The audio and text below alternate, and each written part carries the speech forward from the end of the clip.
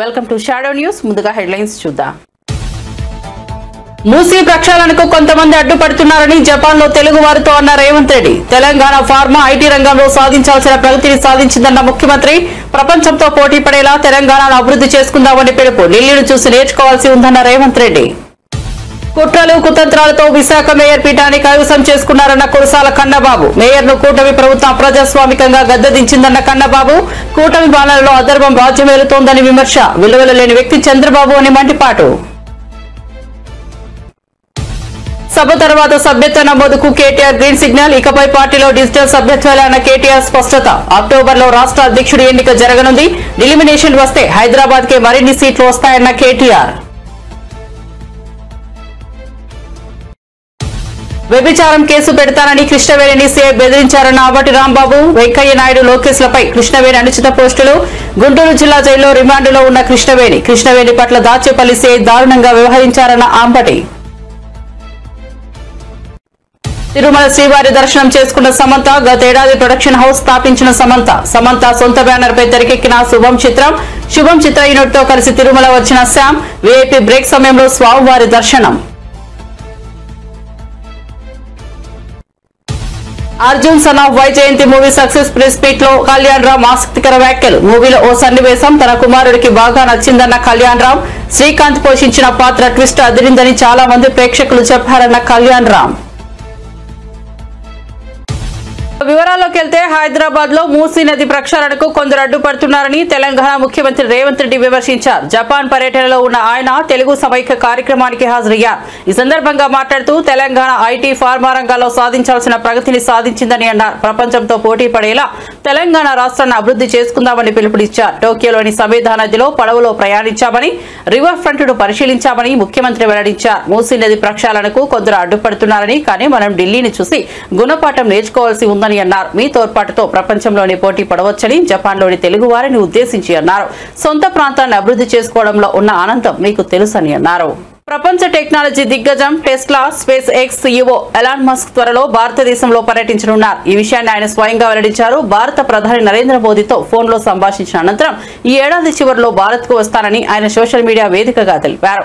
ప్రధాని Narendra Modi social media platform X లో చేసిన ఒక పోస్ట్ కు ఎలాన్ మస్క్ స్పందించారు. ప్రధాని మోదీతో మాట్లాడడం ఎంతో గౌరవంగా భావిస్తున్నానని మస్క్ పేర్కొన్నారు. ఈ ఏడాది చివరిలో భారత్ ను సందర్శించేందుకు ఎదురు చూస్తున్నారని తన ట్వీట్ లో పేర్కొన్నారు. నటి శ్రీరెడ్డిని విజయనగరం జిల్లా పూసపాటి రేఖ పోలీసులు విచారిస్తున్నారు. ఎన్నికలకు ముందు ప్రస్తుత CM Chandrababu, deputy CM Pawan Kalyan, మంత్రి నారా లోకేష్ లపై దారుణమైన వీడియోలను సోషల్ మీడియాలో పోస్ట్ చేసిన శ్రీరెడ్డి పోలీస్ స్టేషన్ లో విచారణకు హాజరైంది. విచారణకు హాజరు కావాలంటూ పోలీసులు నోటీసులు ఇచ్చిన నేపథ్యంలో ఆమె పోలీస్ స్టేషన్ కు వచ్చింది. పిఎస్ కు వచ్చిన ఆమెను పోలీసులు విచారిస్తున్నారు. జగన్ సీఎం గా ఉన్న సమయంలో శ్రీరెడ్డి అడ్డు అదుపు లేకుండా చెలరేగిపోయింది. మహిళ అనే విచక్షణ లేకుండా సోషల్ మీడియా వేదికగా బండబూతులు మాట్లాడింది. అయితే ఎన్నికల్లో కూటమి గెలిచిన ఆమె తర్వాత ఆమె స్వరం మార్చింది. తనను క్షమించాలని, ఇకపై రాజకీయాల గురించి మాట్లాడనని ఆమె వేడుకుంది. ఏపీ లిక్కర్ స్కామ్ కేసు విచారణకు రాజ్యసభ మాజీ సభ్యుడు విజయసాయిరెడ్డి నిన్న హాజరైన సంగతి తెలిసిందే. విచారణ అనంతరం మీడియాతో మాట్లాడిన ఆయన జగన్ కోటరీ గురించి తీవ్ర వ్యాఖ్యలు చేశారు. కోటరీ వల్ల తాను చాలా ఇబ్బంది పడ్డానని అన్నారు. ఈ నేపథ్యంలో విజయసాయిరెడ్డికి వైసీపీ రాజ్యసభ సభ్యుడు వైవి సుబ్బారెడ్డి స్ట్రాంగ్ కౌంటర్ ఇచ్చారు. వైసీపీ నుంచి వెళ్లిపోయిన తర్వాత పార్టీపై ఏదో రకంగా అభియోగాలు మోపాలని విజయసాయిరెడ్డి చూస్తున్నారని సుబ్బారెడ్డి అన్నారు. ఆయన చేస్తున్న ఆరోపణల్లో నిజం లేదని చెప్పారు. వైసీపీ అధికారంలో ఉన్న 5 ఏళ్లు చక్రం తిప్పింది విజయసాయిరెడ్డి. పార్టీలో కోటరీ ఉందో లేదో ఆయనకు తెలియదా అని ప్రశ్నించారు. కోటరీ నడిపింది ఎవరో ఆయనకు తెలియదా అని అడిగారు.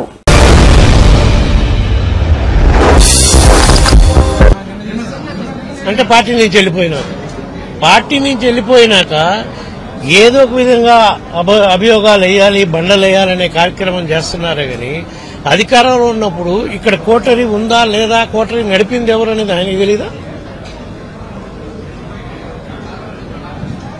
మేము అధికారంలో ఉన్నప్పుడు మా పార్టీ అధ్యక్షుడు జగన్మోహన్ రెడ్డి గారు అందరి నాయకులతో మాట్లాడి అన్ని అధికారులతో చర్చించే నిర్ణయం తీసుకోవడం జరుగుతుంది. ఆయన చెప్పిన విధంగా కోటరీ ఉందా లేదా అనేది ఆయనకే తెలియాలి.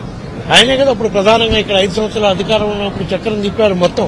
ఆయనే చెప్తున్నాడు కదా నెంబర్ 2 స్థాయి నుంచి 2000 స్థానానికి పోయానని. నాకు తెలిసి మా పార్టీలో నెంబర్ 2 స్థానం అనేది ఎక్కడా లేదు, ఇప్పుడు లేదు, రాబోయే రోజుల్లో కూడా ఉండదు. జగన్మోహన్ రెడ్డి గారే మొత్తం ఆయనే 1 to 100 ఆయనే, దాంట్లో అనుమానం ఏం లేదు. ఒక్క లిక్కరే కాదండి, మా పార్టీ వాళ్ళపై నాయకులపై ఏ విధంగా మా పార్టీ నాయకుడు జోగి రమేష్ మీద కేసు పెట్టారు, ఆ విధంగా మిథున్ రెడ్డి మీద కేసులు పెడుతున్నారు, అక్రమంగా ఎన్నో కేసులు కార్యక్రమాలు చేస్తున్నారు, లిక్కర్ స్కామ్ అని భూతత్వంలో చూపించే కార్యక్రమం చేస్తున్నారు, ఆ విధంగా కొంతమందిని భయపెట్టి లొంగ తీసుకునే కార్యక్రమం చేస్తున్నారు. ఇవన్నీ కూడా న్యాయ పోరాటం చేస్తాం. ఎటువంటి స్కాములు జరగలేదు మా ప్రభుత్వంలో, అవి కోర్టు ద్వారానే మేము ప్రూవ్ చేసుకునే.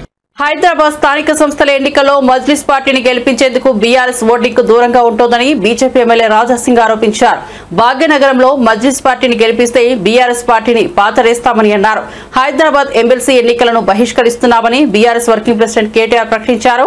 కౌన్సిలర్లకు విప్ జారీ చేస్తామని, విప్ ధిక్కరించిన వారికే చర్యలు తీసుకుంటామని ఆయన తెలిపారు. కేటీఆర్ ప్రకటనలపై రాజాసింగ్ స్పందించారు. ఎమ్మెల్సీ ఎన్నికలను బహిష్కరిస్తున్నామని ప్రకటించడంతో బీఆర్ఎస్ బండారం బట్టబయలైందని రాజాసింగ్ అన్నారు.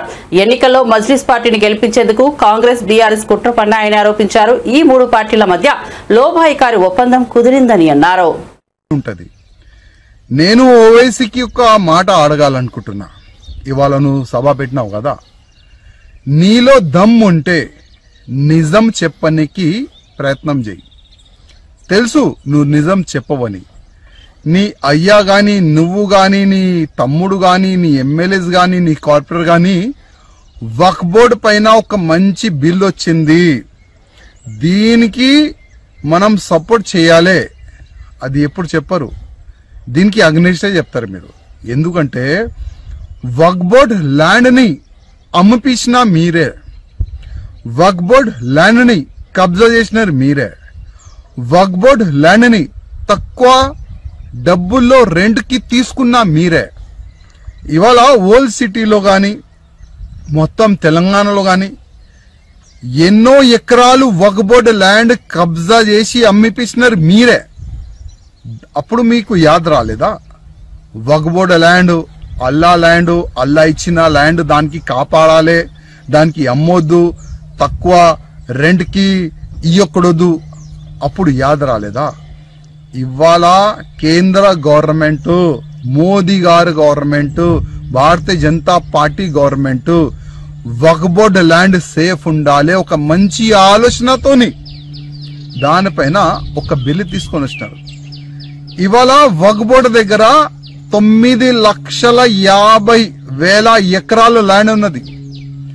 అదే 9,50,000 ఎకరాల్లో ఎన్నో మడియలున్నది, షాపింగ్ కాంప్లెక్స్ ఉన్నది, అగ్రికల్చర్ ల్యాండ్ ఉన్నది. అసలు ఆ డబ్బులు ఎక్కడ పోతుంది? అదే డబ్బులు సరిగైన యూజ్ కావాలి, దాని గురించే ఇది బిల్లు. ల్యాండ్ ఎవరు కూడా అమ్మకూడదు, దాని గురించే ఇది బిల్లు. తక్కువ రెంట్ కి ఎవరికి కూడా లీజ్ కి ఇయ్యకూడదు, దాని గురించే ఇది బిల్లు. ఇది వక్ఫ్ బోర్డ్ అగ్నిస్ట్ కాదు, ఇది బిల్లు. వక్ఫ్ బోర్డ్ కి ఫేవరబులే ఇది బిల్లు. అది నిజం చెప్పనికి నీకు దమ్ ఉంటే సభలో చెప్పు ఇవాళ. కానీ నీ ప్లాన్ ఏంది? నీ ఆలోచన ఏంది? వక్ఫ్ బోర్డు బిల్లు పైన తప్పుగా మాట్లాడాలి.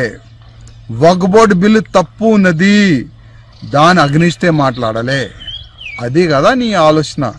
కానీ ఒక్క మాట యాద పెట్టుకో, యావత్ భారతదేశం ముస్లింలు ఇవాళ మేలుకోవాలి, సమయం ఉన్నది. ఇది చాలా తప్పు చేస్తున్నారు ఈ ఓవైసీ. రెచ్చగొట్టడానికి ఇవాళ ఈ బహిరంగ సభ ఆయన పెట్టిండు. ఆయన మాటల్లో ముస్లింలు వస్తే మీకే నష్టం, యాద పెట్టుకోండి. ఎందుకంటే కేంద్రం భయపడదు. విశాఖ మేయర్ పీఠాన్ని కూటమి కైవసం చేసుకున్న సంగతి తెలిసిందే. ఈ నేపథ్యంలో కూటమి ప్రభుత్వంపై వైసీపీ నేతలు ఆగ్రహం వ్యక్తం చేస్తున్నారు. ప్రజాస్వామ్యాన్ని కూటమి కునీ చేసిందని YCP Uttarandhra regional coordinator Kurasala Kannababu అన్నారు. కుట్రలు కుతంత్రాలతో మేయర్ పీఠాన్ని కైవసం చేసుకున్నారని విమర్శించారు. యాదవ్ మహిళలకు మేయర్ పదవిని జగనిచ్చారని, ఆమెను అప్రజాస్వామికంగా కూటమి ప్రభుత్వం గద్దెదించిందని మండిపడ్డారు. చావు బతుకుల మధ్య కూటమి సర్కార్ మ్యాజిక్ ఫిగర్ కు చేరుకుందని కన్నబాబు ఎద్దేవా చేశారు. కైవసం చేసుకోవాలని తెలుగుదేశం, దాని అనుబంధ పార్టీలు, కూటమి పార్టీలు అన్నీ కలిపి చేస్తున్న కుట్రల్ని మనందరం చూస్తున్నాం. ఈరోజు ఈ అవిశ్వాస తీర్మానం ముగిసింది. 74 మంది అవసరమైతే 74 మంది సభ్యులతో మ్యాజిక్ ఫిగర్ని చేరుకుని ఇది గెలుచుకోగలిగామని కూటమి సంబరం పడుతూ ఉంది. చావు బతుకుల మధ్య మ్యాజిక్ ఫిగర్ చేరుకున్నారు. నాకు తెలిసి చంద్రబాబు నాయుడు గారు ఎప్పుడో వైస్రాయ్ హోటల్నప్పుడు ఇంత కష్టపడి ఉంటాడేమో. మళ్ళీ ఇన్నాళ్ళకి అన్ని శక్తుల్ని మోహరింపజేసి అన్ని కుట్రలకి తెరదీసి విపరీతంగా డబ్బులు ఖర్చు పెట్టి విశాఖ మేయర్ స్థానాన్ని అవిశ్వాస తీర్మానంలో గెలుచుకునేందుకు కష్టపడ్డారు. చాలా చిత్రం. రాజకీయాలకి విలువలు విశ్వసనీయత ముఖ్యమని చెప్పే జగన్మోహన్ రెడ్డి గారికి విలువలు లేవు, విశ్వసనీయత లేదు. మేము ఏం చేసినా కూడా మమ్మల్ని ఆమోదించే మా సొంత ప్రచార సాధనాలు ఉన్నాయన్న ఒకే ఒక కారణంగా చంద్రబాబు నాయుడు గారు ఇవాళ విచ్చలవిడి రాజకీయం చేస్తూ ఉన్నారు. యాదవ సామాజిక వర్గానికి చెందిన ఒక విద్యాధికారులను తీసుకుని ఏ రాజకీయ నేపథ్యం లేకపోయినా కూడా విశాఖపట్నం లాంటి ప్రతిష్టాత్మకమైన కార్పొరేషన్కి మేయర్గా కూర్చోబెట్టిన జగన్మోహన్ రెడ్డి గారికి కుట్రలకి కుతంత్రాలకి తెరదీసి ఒక బీసీ మహిళని ఇవాళ ఆ సీట్లోంచి దింపేసిన చంద్రబాబు నాయుడు గారికి మధ్య ఎంత తేడా ఉందో ఇవాళ ఈ రాష్ట్రంలో ఉన్న అన్ని వర్గాలకి అర్థమైందని మేము అనుకుంటూ ఉన్నాం. ఒక రకంగా చెప్పాలంటే చావు తప్పి కన్ను లొట్టపోయినట్టుగా ఇవాళ గెలిచారు. 74 కావాలి, 74 వచ్చినాయి. ఇంకా ఎన్ని కుట్రలు చేశారు ఏంటనేది సోదరులు చెప్తారు. ఇప్పుడు అన్ని రకాల ప్రయత్నాలు చేసిన ఇవాళ వైఎస్ఆర్ పార్టీ ఎంత స్ట్రాంగ్గా ఇక్కడ నిలబడినందుకు ఇది ఒక మెసేజ్ ఇచ్చామని చెప్పి మేము భావిస్తున్నాం. ఈ సందర్భంగా వైఎస్ఆర్ పార్టీ తరఫున గెలిచి ఎలాంటి ఒత్తిళ్ళు వచ్చినా తట్టుకుని యోధుల్లాగా నిలబడ్డ వైఎస్ఆర్ పార్టీ కార్పొరేటర్లందరికీ కూడా చేతులెత్తి నమస్కరిస్తున్నాం. ఎన్ని ఒత్తిళ్ళు మహిళా కార్పొరేటర్ల మీద, చిన్న చిన్న వ్యాపారాలు చేసుకుంటున్న వారి మీద. బీఆర్ఎస్ వర్కింగ్ ప్రెసిడెంట్ కేటీఆర్ కొత్త ప్రకటన చేశారు. రానున్న రోజుల్లో సభ తర్వాత కొత్తగా సభ్యత్వాలు తీసుకుంటామని చెప్పారు. ఇకపై పార్టీ సభ్యత్వాలని డిజిటల్ విధానంలో మాత్రమే తీసుకోవాలని నిర్ణయించినట్లు తెలిపారు. అక్టోబర్లో పార్టీ రాష్ట్ర అధ్యక్షుడిని ఎన్నుకోవడం జరిగే అవకాశం ఉందని వెల్లడించారు. కార్యకర్తలకు శిక్షణ ఇవ్వాలని, వివిధ అంశాలపై అవగాహన కలిగి మాట్లాడే స్థాయికి రావాలని సూచించారు. డిలిమిటేషన్ జరిగితే హైదరాబాద్ లోనే సీట్లు పెరిగే అవకాశం ఉందని వ్యాఖ్యానించారు. కూడా ఒకసారి చూడండి, రేవంత్ రెడ్డి గారి వ్యవహారం కూడా చూడండి. నిన్నదాకా మొన్న సోనియా గాంధీ గారి మీద, రాహుల్ గాంధీ గారి మీద ఈడీ వాళ్ళు ఛార్జ్ షీట్ వేసిండ్రు.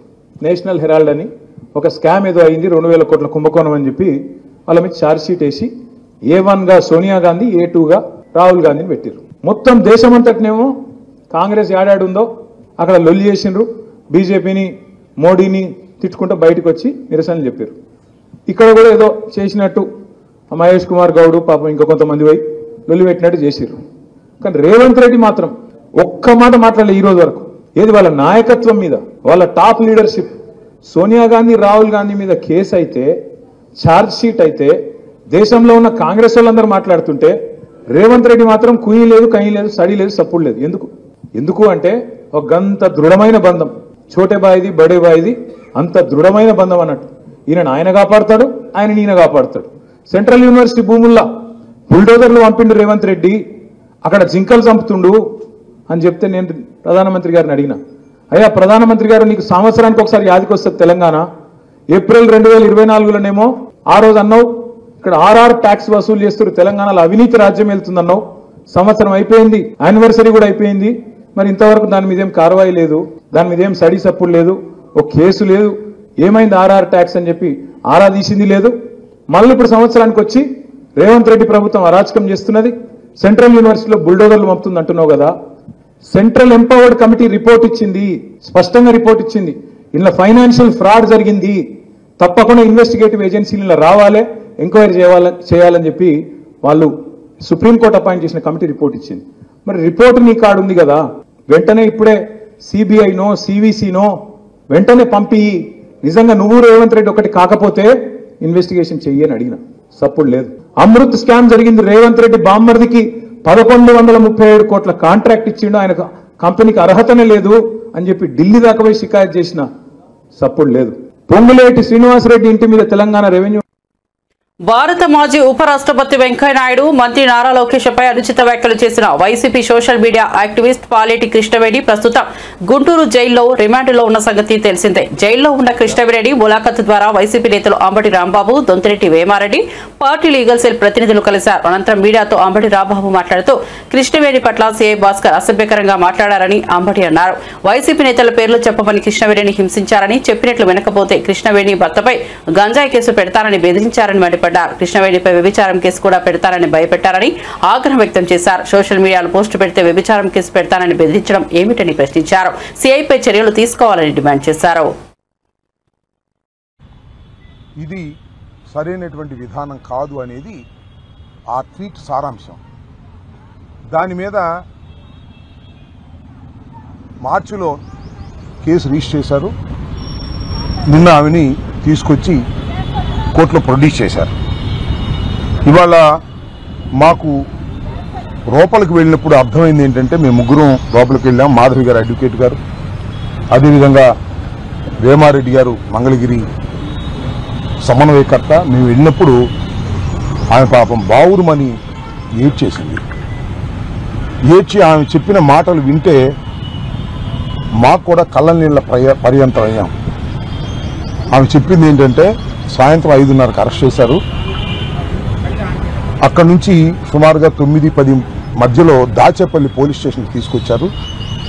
అక్కడి నుంచి 3 గంటల వరకు నన్ను ఇంటరాగేట్ చేశారు.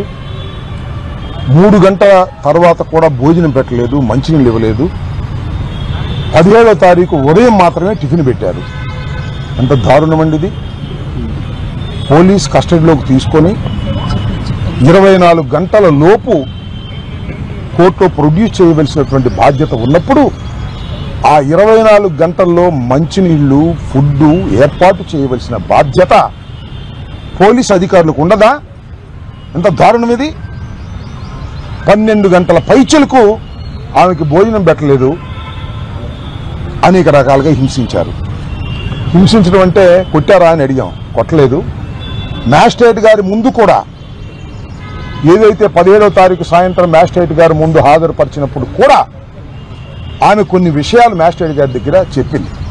నన్ను ఇబ్బంది పెట్టారండి, ఫుడ్ పెట్టలేదండి, అనరాని మాటలు అన్నారండి, నోటికి చెప్పలేని మాటలు అన్నారండి అని చెప్పింది. ఇవాళ మాకు కొన్ని విషయాలు చెప్తే బాధేసింది. ఏమ్మా నువ్వేం పెద్ద గొప్ప అనుకుంటున్నావా? నువ్వు ఆ మాటలు చెప్పొచ్చో చెప్పకూడదో కూడా నాకు తెలియదు. ఎక్కడ పడితే అక్కడ పడుకునేదానివి. నీకు పెద్ద వాళ్ళు వస్తారా? ఎవరు రాడివాళ్ళ, ఏ ప్లేటర్ రాడివాళ్ళ? వస్తే నేను చూస్తాను.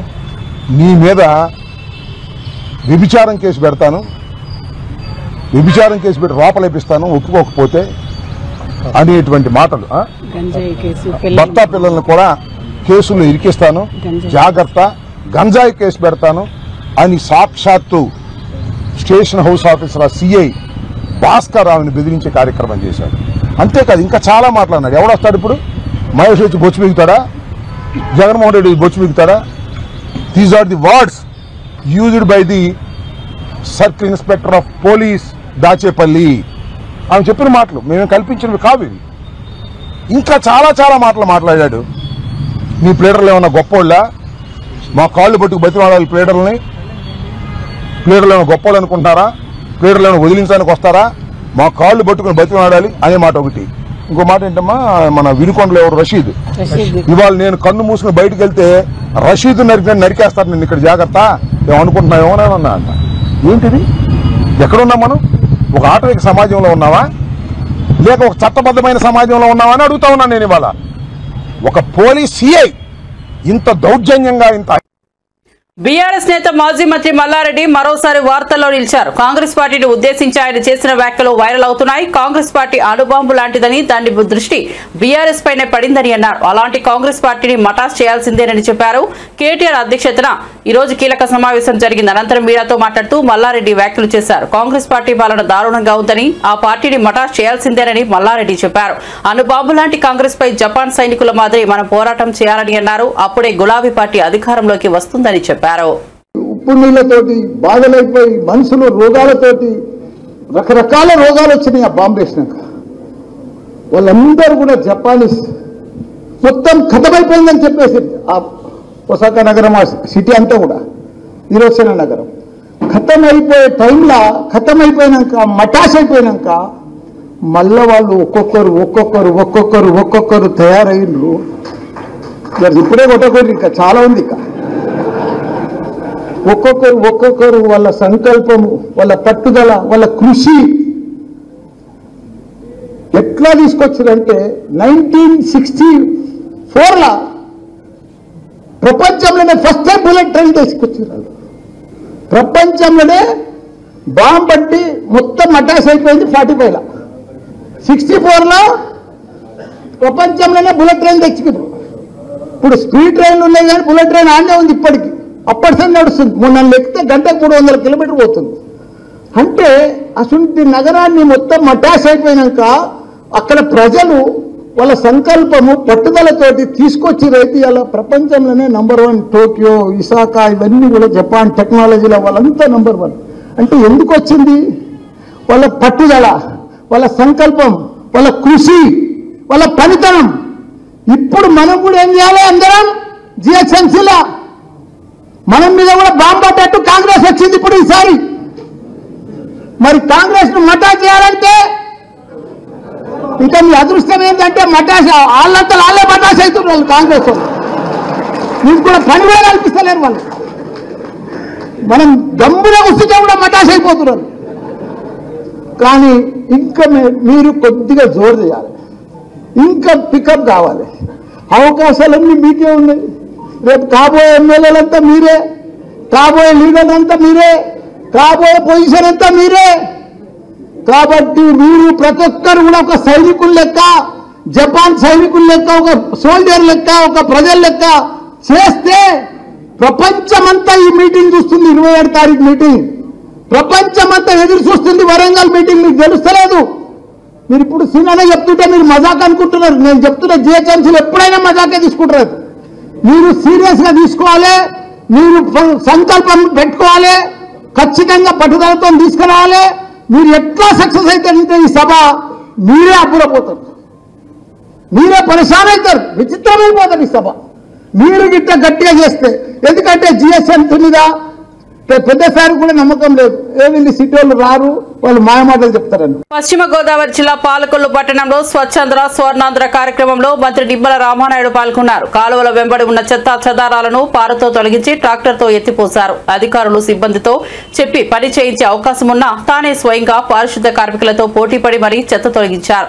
స్వచ్ఛంద్ర లక్ష్యంగా ప్రతి నెల 3వ శనివారం ఈ కార్యక్రమం చేపడతామని మంత్రి నిమ్మల తెలిపారు. మే 20వ తేదీన దేశవ్యాప్త కార్మికుల సమ్మెకు సంపూర్ణ మద్దతు తెలుపుతున్నట్లు బీఆర్ఎస్ సీనియర్ నేత సిద్దిపేట ఎమ్మెల్యే హరీష్ రావు స్పష్టం చేశారు. నేడు సిద్దిపేటలో కార్మిక సంఘాలు నిర్వహించిన సదస్సులో ఆయన మాట్లాడుతూ కార్మికుల పట్ల కేంద్రం ప్రభుత్వం వైఖరి దుర్మార్గంగా ఉందని విమర్శించారు. బీజేపీ మొదటి నుంచి కార్మిక వ్యతిరేక పార్టీ అని ఆరోపించారు. కార్మిక వ్యతిరేక లేబర్ కోడ్లను కేంద్ర ప్రభుత్వం వెంటనే రద్దు చేయాలని హరీష్ రావు డిమాండ్ చేశారు. బీఆర్ఎస్ ఎమ్మెల్సీ కవితను ఢిల్లీ మద్యం కుంభకోణం నుంచి రక్షించడానికి బీజేపీకి బీఆర్ఎస్ ఊడిగం చేస్తోందని టీపీసీసీ అధ్యక్షుడు మహేష్ కుమార్ గౌడ్ ఆగ్రహం వ్యక్తం చేశారు. హైదరాబాద్ స్థానిక సంస్థల ఎన్నికల్లో బీజేపీని గెలిపించేందుకు కేటీఆర్ తాపత్రయపడుతున్నారని విమర్శించారు. కవిత కోసం కేటీఆర్ బీజేపీకి కట్టుబానిసలా పనిచేస్తున్నారని అన్నారు. సంఖ్యాబలం లేని బీజేపీ బీఆర్ఎస్ అండ చూసుకుని స్థానిక సంస్థల ఎమ్మెల్సీ ఎన్నికల్లో పోటీ చేస్తోందని అన్నారు. 10 ఏళ్లు దోచుకున్న బీఆర్ఎస్ దొంగల ముఠా కేసుల నుంచి తప్పించుకోవడానికి బీజేపీకి సహకరిస్తోందని ఆరోపించారు. బీఆర్ఎస్ బలహీనతలను ఆసరా చేసుకున్న బీజేపీ తమ రాజకీయ ప్రయోజనాల కోసం ఉపయోగించుకుంటోందని మండిపడ్డారు. కళ్యాణ్ రామ్ హీరోగా నూతన దర్శకుడు ప్రదీప్ చిలకలూరి దర్శకత్వంలో రూపొందించిన అర్జున్ సన్ ఆఫ్ వైజయంతి చిత్రం శుక్రవారం విడుదలైంది. ఈ చిత్రంలో విజయశాంతి, కళ్యాణ్ రామ్ ల నటన ప్రేక్షకులను విశేషంగా ఆకట్టుకుంది. తల్లి కొడుకులుగా వారి నటనకు ప్రశంసలు లభిస్తున్నాయి. చిత్ర విజయోత్సవ మీడియా సమావేశంలో కళ్యాణ్ రామ్ ఆసక్తికర వ్యాఖ్యలు చేశారు. ఈ చిత్రంలోని ఒక సన్నివేశం తన కుమారుడికి బాగా నచ్చిందని ఆయన అన్నారు. ఇంతవరకు భారతీయ సినిమాలో తాను అలాంటి సన్నివేశం చూడలేదని తన కుమారుడు చెప్పారని, ఈ విషయంలో గర్వంగా ఉందని తన కుమారుడు అన్నట్లు కళ్యాణ్ రామ్ తెలిపారు. ప్రేక్షకుల నుంచి ఊహించిన దానికంటే మంచి స్పందన లభించిందని కళ్యాణ్ రామ్ పేర్కొన్నారు. శ్రీకాంత్ పోషించిన పాత్రలోని ట్విస్ట్ చాలా మందికి నచ్చిందని అన్నారు. తల్లిదండ్రుల పట్ల మన బాధ్యతను గుర్తు చేసే చిత్రమిదని కళ్యాణ్ రామ్ తెలిపారు. నాకు మంచి సినిమా అందజేస్తే, నేను బింబిసార్ అప్పుడు కూడా ఇదే మాట చెప్పాను, మేము మంచి సినిమా అందజేస్తే డెఫినెట్గా హోల్ హార్టెడ్గా మమ్మల్ని ఆదరిస్తానికి, మా ఇండస్ట్రీని ఆదరిస్తానికి తెలుగు రాష్ట్ర ప్రేక్షకులందరూ ఉన్నారు. అది మళ్ళీ ప్రూవ్ చేసినందుకు మరొక్కసారి కృతజ్ఞత ఉండి నమస్కారం చేస్తున్నాను మీ అందరికీ. I'm very happy. ఎందుకంటే సినిమా గురించి మాట్లాడతానండి, బట్ బాగా హ్యాపీనెస్ ఎక్కడ ఇచ్చిందంటే డిస్ట్రిబ్యూటర్స్ అందరూ, మా ప్రొడ్యూసర్ గారు నాతోనే ఉన్నారు రోజంతా, వాళ్ళకి ఫోన్ చేసి, sir by Tuesday or Wednesday మేము కట్టిన డబ్బులు మాకు తిరిగి వచ్చేస్తున్నాయి, వీఆర్ వెరీ హ్యాపీ. అది మామూలు విషయం కాదండి. అంటే ఈరోజు అతిశక్తి చేసి నేను రేపే అని చెప్పొచ్చు కాదు, వాళ్ళు చెప్పిన విషయం. By Tuesday or Wednesday we all will be break even. ఇంత మంచి సినిమా ఇచ్చినందుకు చాలా థ్యాంక్స్ అన్నారు. సో ఆల్ ది డిస్ట్రిబ్యూటర్స్, మీ అందరికీ చాలా థ్యాంక్స్ మా సినిమాని సపోర్ట్ చేసినందుకు. అండ్ ముందుగా మా ప్రదీప్ ఇందాక నుంచి ఏదో కంగారు పడుతున్నాడు, ఇబ్బంది పెట్టాను అంటాడు. నువ్వు ఇబ్బంది పెట్టకపోతే ప్రదీప్ ఆ క్వాలిటీ రాదు, ఆ సినిమా రాదు. ఎప్పుడూ అలా అనుకోవద్దు, మీ విజన్ ఇలానే ఉంచుకో. నాకు ఫస్ట్ డే వచ్చి చెప్పాడండి, సార్ మీరు కమర్షియల్ సినిమాలు చాలా తక్కువ చేస్తారు, బట్ ఈ cinema is going to be a pure out and out commercial film అని చెప్పాడు. And he has a very good taste in commercial film making. చాలా మంచి డైరెక్టరు. డెఫినెట్గా ఒక మంచి కమర్షియల్ ఫిల్మ్లో ఏదో ఒక కొత్తదనం ఉండాలండి. అంటే కొత్తదనం లేకపోతే డెఫినెట్గా it will be a very routine.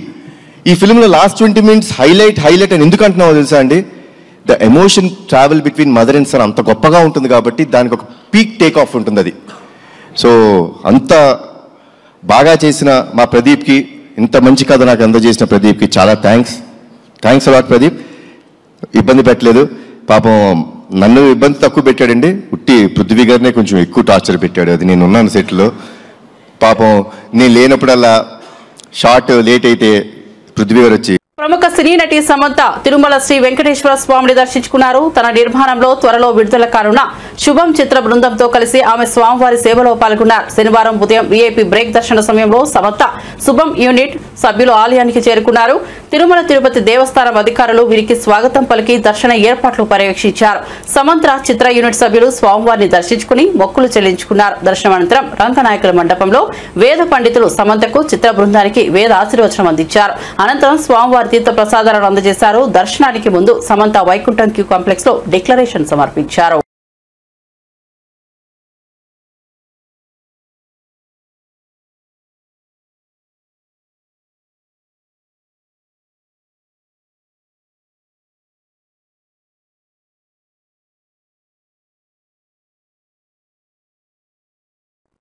Bulletin ముగించే ముందు హెడ్లైన్స్ మరోసారి చూద్దాం. మూసీ ప్రక్షాళనకు కొంతమంది అడ్డుపడుతున్నారని జపాన్ లో తెలుగు వారితో అన్న రేవంత్ రెడ్డి. తెలంగాణ ఫార్మా ఐటీ రంగంలో సాధించాల్సిన ప్రగతిని సాధించిందన్న ముఖ్యమంత్రి. ప్రపంచంతో పోటీ పడేలా తెలంగాణను అభివృద్ధి చేసుకుందామని పిలుపు. ఢిల్లీని చూసి నేర్చుకోవాల్సి ఉందన్న రేవంత్ రెడ్డి. కుట్రలు కుతంత్రాలతో విశాఖ మేయర్ పీఠాన్ని కైవసం చేసుకున్నారన్న కురసాల కన్నబాబు. మేయర్ను కూటమి ప్రభుత్వం ప్రజాస్వామికంగా గద్దెదించిందన్న కన్నబాబు. కూటమి పాలనలో అధర్మం రాజ్యమేలుతోందని విమర్శ. విలువలు లేని వ్యక్తి చంద్రబాబు అని మండిపాటు. సభ తర్వాత సభ్యత్వ నమోదుకు కేటీఆర్ గ్రీన్ సిగ్నల్. ఇకపై పార్టీలో డిజిటల్ సభ్యత్వాలే అన్న కేటీఆర్ స్పష్టత. అక్టోబర్లో రాష్ట్ర అధ్యక్షుడి ఎన్నిక జరగనుంది. ఎలిమినేషన్ వస్తే హైదరాబాద్ కే మరిన్ని సీట్లు వస్తాయన్న కేటీఆర్. వ్యభిచారం కేసు పెడతానని కృష్ణవేణిని సీఐ బెదిరించారన్న ఆవటి రాంబాబు, వెంకయ్య నాయుడు, లోకేశ్లపై కృష్ణవేణి అనుచిత పోస్టులు. గుంటూరు జిల్లా జైల్లో రిమాండ్లో ఉన్న కృష్ణవేణి పట్ల దాచేపల్లి సీఐ దారుణంగా వ్యవహరించారన్న ఆంబటి. తిరుమల శ్రీవారి దర్శనం చేసుకున్న సమంత, గతేడాది ప్రొడక్షన్ హౌస్ స్థాపించిన సమంత సొంత బ్యానర్ పై తెరకెక్కిన శుభం చిత్ర యూనిట్ తో కలిసి తిరుమల వచ్చిన శ్యామ్, వీఐపీ బ్రేక్ సమయంలో స్వామివారి దర్శనం.